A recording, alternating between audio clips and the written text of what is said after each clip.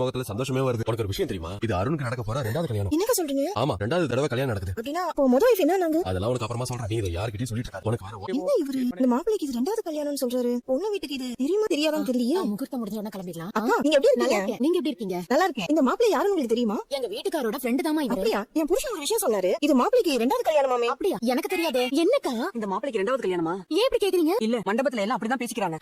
நிஜமா அது உனக்கு தெரியுமா? தெரியும்க்கா.